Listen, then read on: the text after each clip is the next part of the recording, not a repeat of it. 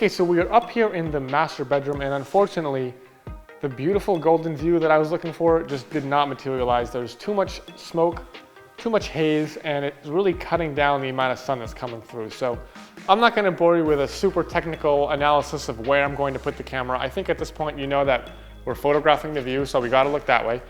This shot is going to be primarily Photoshop trickery, and I was up here during construction and actually got a photograph of the view off the balcony. So I'm gonna see if I can take that view and put it in over this gray, dull sky and get something usable instead of what we have here, which is frankly this monochromatic and boring. So we're gonna get started here, and I know from our scout earlier, I'm gonna be somewhere in this corner. So Colleen, why don't you give me a hand? I'm gonna get the camera in here somewhere and try to find a composition in a hurry. Thank you, Colleen, for saving my back. All right. Okay, Colleen, can I borrow you again? I'm gonna have you kind of slide this chair a little bit this way. And yeah, this chair, just like that. Perfect, thank you. Okay, and I'll get that exactly where I want it, like right there. Okay, that is looking good. Pull those champagne glasses out and put them in the nook over there. Yeah, that'll do. Okay, so I'm using this chair as sort of an edge of the frame here. I want this to be a corner right here. I want that to fill in the empty corner. And if it's so close that it's distorted, I only want to show a little tiny sliver of it, because usually if this chair was in the frame, if the whole chair was in the frame, it would be so distorted. So I just want to see a little piece of it here, and that chair is far enough away to not be distorted. I don't like how there's this brown expanse on the bed, so I'm going to break it up. What I'm going to do is I'm going to have Colleen grab the blanket off of the stool in the corner, and I'm going to have her drape it casually on the bed. I don't want to go too formal. I'm just going to have her throw it as if it looked a bit lived in. I feel like the casual toss will look a bit less staged than everything being perfectly tucked in, a little bit more lived in. I'll take another shot here, and that is looking good. And what I'm going to do, like I said, I'm not going to spend an hour explaining to you everything what I'm going to do here. I'm going to go ahead and take some bracketed photos. Again, my base exposure is 1/10 at f11 ISO 200, and I'm going to do 5 shots, 1 in the middle and 2 up and 2 down. And we're going to take this guy into post-production and see if we can completely change the view and make it a great photo.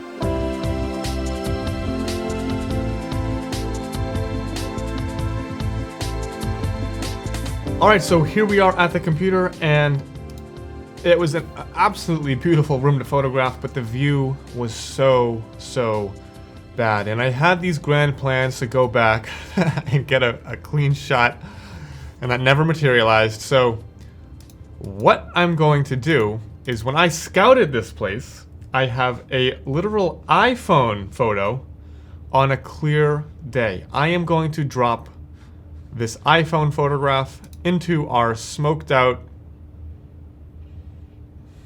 gender reveal fire party.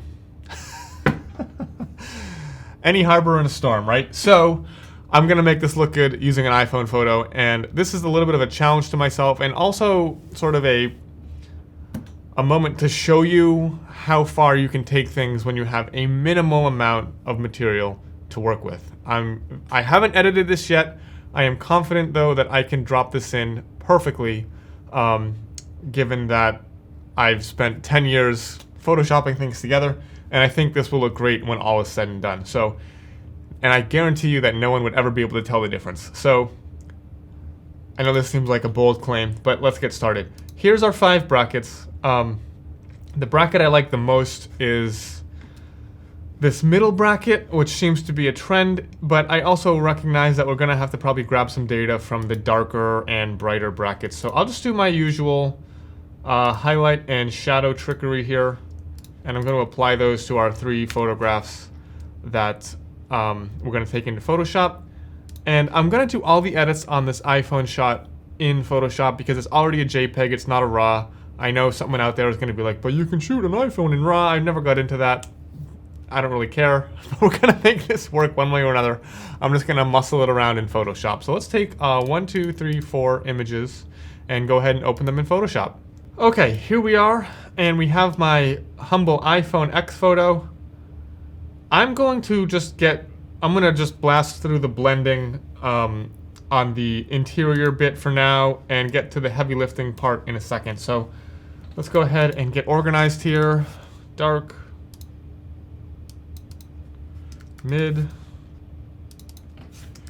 bright, and one piece at a time, put this guy together. So I'm gonna create a mask to get some of those darks lifted. And make a little curves adjustment here. Okay, click on that. Back to Photoshop. I'm gonna put the brights on top of the darks, and because what I want is this lighter area over here on the left. I'm gonna actually invert that mask. Command Shift I or Control Shift I to invert the selection, and then I'm going to apply that. And what's gonna happen is the darks are gonna get lifted because I am only revealing the darks on that bright layer, and I'm gonna just take a soft brush and get rid of that where I don't want it. I don't mind it up high, but I do want some shadows in the foreground. Maybe not that much.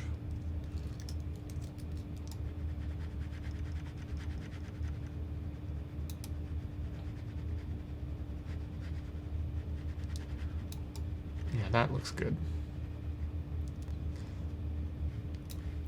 All right, so there is our quick and dirty luminosity mask. I think we can get that ceiling a little darker. So there is our blend. Now you're probably asking yourself, how in tarnation is he going to pull this off? So the first thing I'm going to do is I want to align the horizon and the landscape of our iPhone picture with the horizon and the landscape in real life. Now this was taken like 30 feet to the left on the balcony on the opposite side of the house, but facing the same direction. So I should not have too much trouble lining this up. So I'm just going to zoom in here. I'm going to set the opacity here to 50%. And I might need to scale it a little bit, but like I'll use this house on the corner as my sort of marker. And I can just, can you see like those chimneys that I'm looking to line up? And it looks like, yeah, I've got to make my iPhone shot a little bigger. So I'm going to grab that and scale it up. I don't know, let's try that.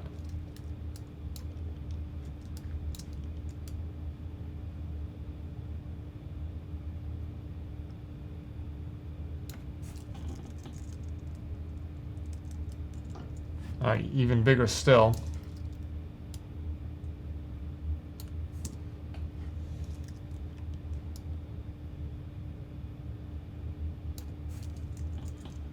And that's looking pretty close. So we shouldn't have any perspective issues or anything. And if I turn that on and off, it should, look at that house on the corner. It should line up pretty well for the most part. Maybe I need to go a little bigger. And you're probably like, it's going to look horrible. Well, I don't really think it will. So let's get that aligned again right there. Yeah, that looks pretty good, doesn't it? I mean, there's a subtle difference in like the perspective or something, but let's see.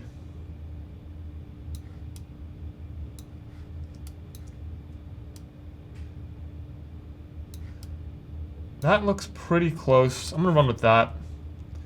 So we stretched it, but we didn't stretch it an insane amount. So we'll lose some quality, but it's not the end of the world. And it's gonna be blended in like so subtly, I don't think anyone would ever notice the difference. So, all right, next up, I'm going to hide this and I'm going to make a mask of the window outside. So I'll use the pen tool and I'm just gonna get all of these window panes one at a time. Note that I'm only selecting, you know, nature, so to say. I'm not bothering with the little balcony out there. Just where we see the view. All right, so that looks good. I'm going to Command Enter, Shift F5, whoops, Shift F6. That will bring up the featherer. I'm going to feather it to 1 pixel. I'm going to turn this back on, and I'm going to add a mask. And there's our view dropped in. Yes, it looks horrible. Don't worry. We're going to make this look a lot better. So obviously, I'm going to make a new group here. And I'm going to call this Window Replacement. And I'm going to drop that iPhone view into it, and I'm going to take this mask and I'm also going to apply it to the group so that anything I add into this window view will stay in that group and won't bleed onto the rest of the image. So first things first, let's see here. I need to fill up the rest of the sky. So remember I used that gradient trick earlier. I'm going to do the same thing again. I'm going to make a new layer here and call it sky. I'm going to sample like right here, and then I'm going to sample right here. And I'm going to drag that up and then add a mask, and I'm going to blend that in with the rest.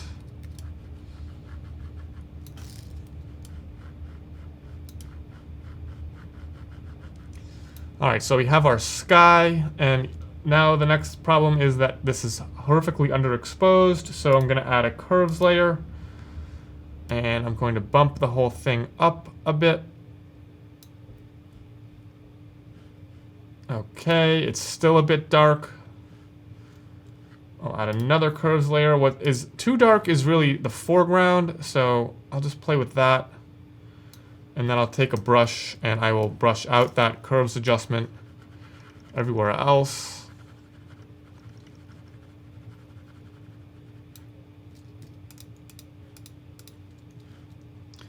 All right, and now the color, the iPhone was really, really cool. So I'm going to add a solid color of something warmer. Let's go with like a, I don't know, what's a good sunset color here?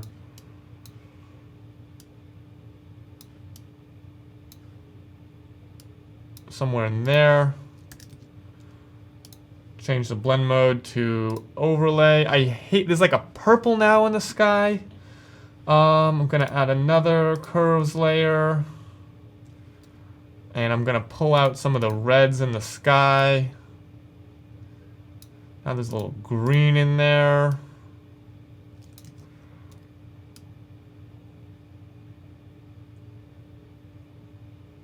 Like the subtlest adjustments here. All right, the idea here is to get that to be more golden light, less see, look at the difference. All right. So that's a bit more golden now. I still don't love this color. I feel like it should be a bit more blown out regardless. So I'm going to keep brightening up the sky a little bit here. Let's see.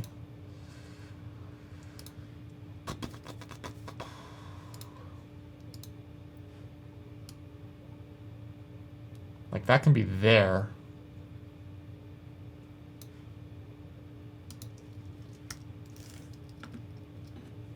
Alright, I still don't like that there's purple in the sky.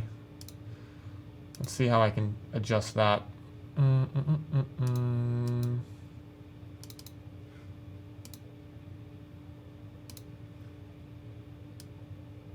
now I've kind of messed up the coloring of the landscape, so I'm just going to paint that out a little bit.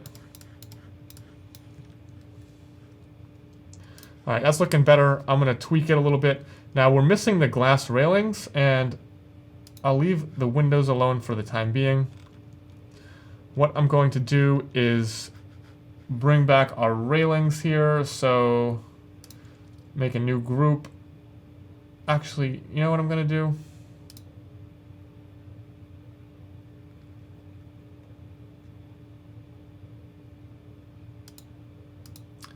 I'm going to draw in these railings very, very subtly. So right here, I am going to, on this window replacement layer, I'll set this to like 50% opacity for the time being, even less. I'm going to draw on the mask with a very, very small brush. I'll get way in here. I'm going to hide that pixel layer. That's annoying.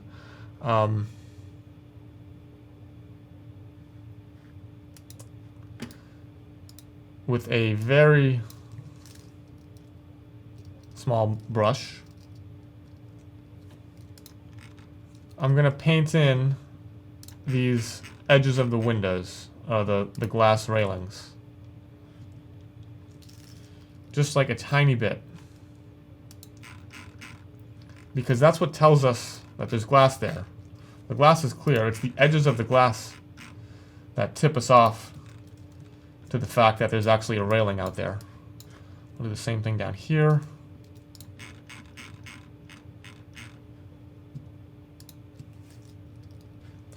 And you can see our glass is starting to come back, right? So I'm just going to keep working those edges of the glass. Using this, you can hit backslash and you can see what you're masking as you do it. So I'm just going to keep working on those.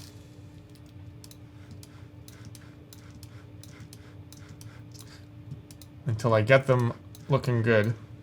Alright, there's those panes. They're starting to come back. I got to do a little more heavy-handed job down here.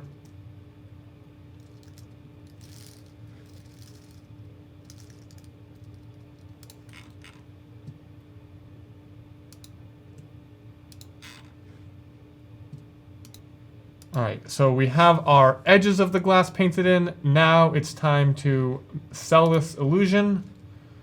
And I'm going to make a new layer, call it glass. And I'm going to take the lasso or the pen or whatever you'd like to use. And I'm going to trace the edges of this glass.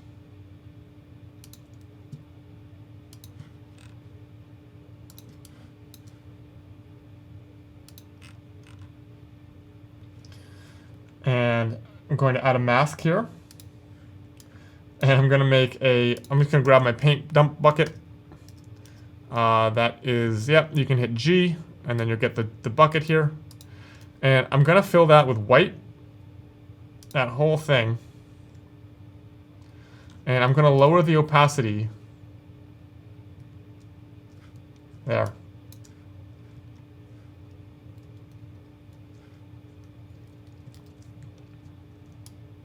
So it looks like there's some glass out there. And it looks like I went over that mullion, so I will mask that out.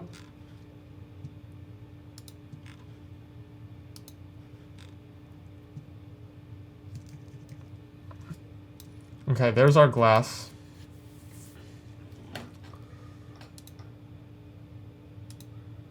You can give it a little green tint too if you want to sort of further. What is it? It's like an aqua color, isn't it?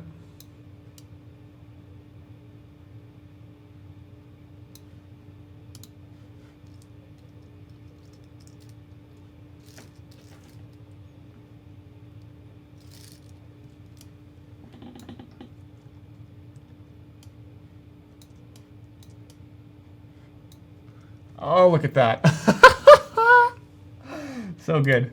All right, so we have our fake glass in. Now, the last thing that's still bugging me is the sky. Feels a little fake to me. So I'm wondering if maybe I can like fade it out towards the top.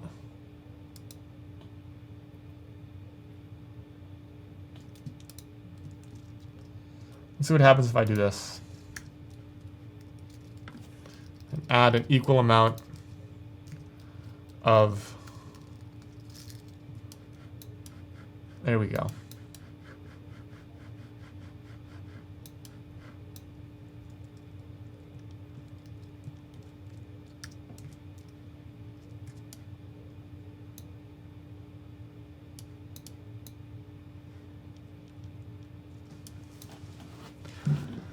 Okay, that's looking a lot better. Now, there's a couple things that bug me, like the contrast on these window frames is not quite where it needs to be. I mean, that's pretty awesome, isn't it? The contrast on the window frames, like this is almost like a brown rather than a black. So I'm gonna see if I can fix that. We have a generally a low contrast scene here overall, but I want the window frames inside to not feel so fuzzy. So let's go ahead and, yeah, I'm gonna use these black window frames here. So from this dark layer, there's a few ways I could do this, but I think the easiest way, I'll try to make a mask. It might not work.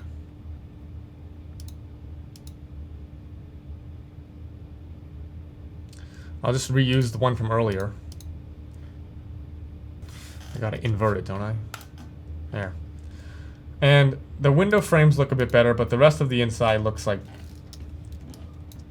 garbage. So I'm going to just really quickly pen tool around this window frame. And I'm gonna start painting out that mask where I don't think we need it. I still find something sort of enchanting about this darker style when I use that dark mask. Like, that feels too bright. That feels just right. So maybe I do that a little bit more.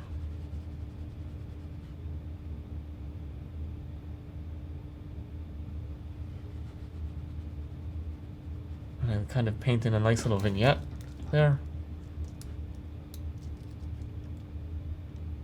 I mean, that looks awesome. At 100%, you can tell it's a little like pixelated out there, but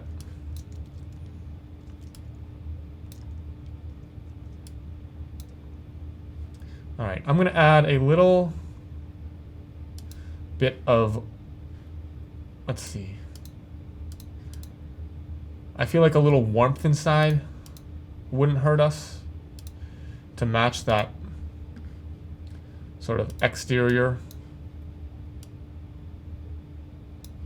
golden hour feel.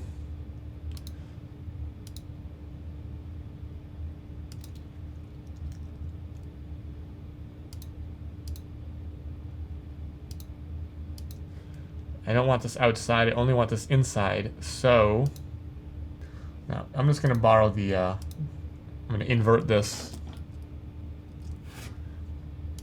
and apply it to the color layer.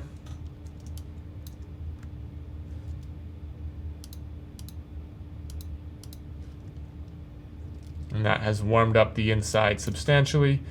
I feel like I know what's bugging me with the windows now. Okay. Because the sun is setting over here. It took me like 20 minutes to see it. Because the sun is setting on the right, the sky should have more fall off on the right. So I can just brighten, yeah, brighten over there.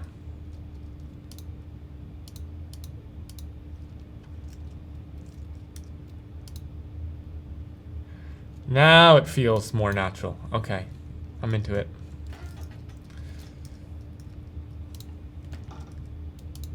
It's like a little bit of ghosting down in here. I'll just make sure that that's fully visible. There we go. Okay, cool. I think that looks awesome. So let's group everything together and take a look what we did. Cool. And I wonder if I could like run a little noise reduction on this to clean it up a bit.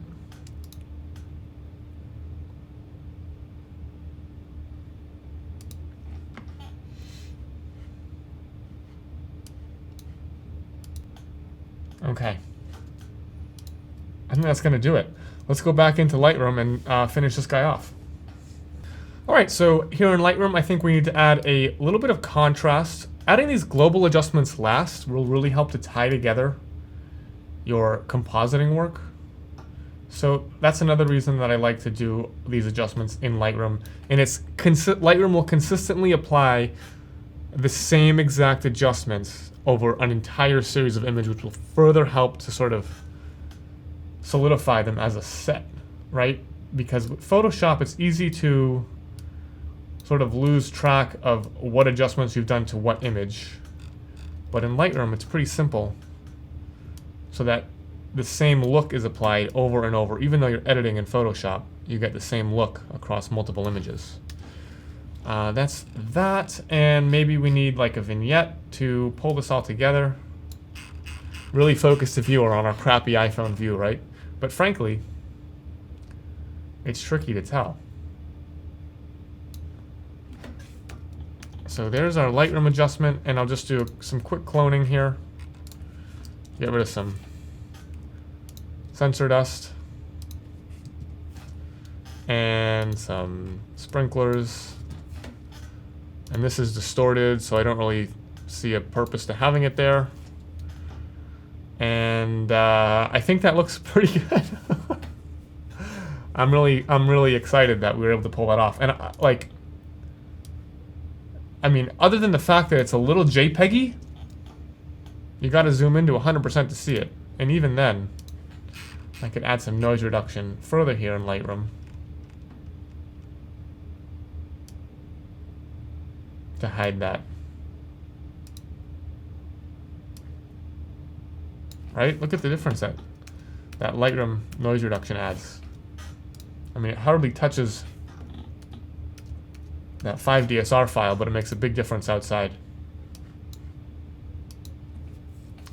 All right, so that is one finished picture. Of course, I could go back and do some color corrections, and I'll probably sit on these for a whole night before I make sure that they all match up color-wise. And before I would hypothetically deliver these, I would go through and do another pass and see, okay, well, I edited these over 2 or 3 days, and the colors here are a little different than there, and I'd go back and do some fine-tuning. And I see a few problems here that could be resolved, but it's something that we haven't touched on in terms of sucking out color, removing blues, adding whites and oranges, and sort of making this feel pretty warm and inviting. But the big takeaway here is, man, Photoshop is one hell of a powerful tool. Let's go back on location and see what we got next.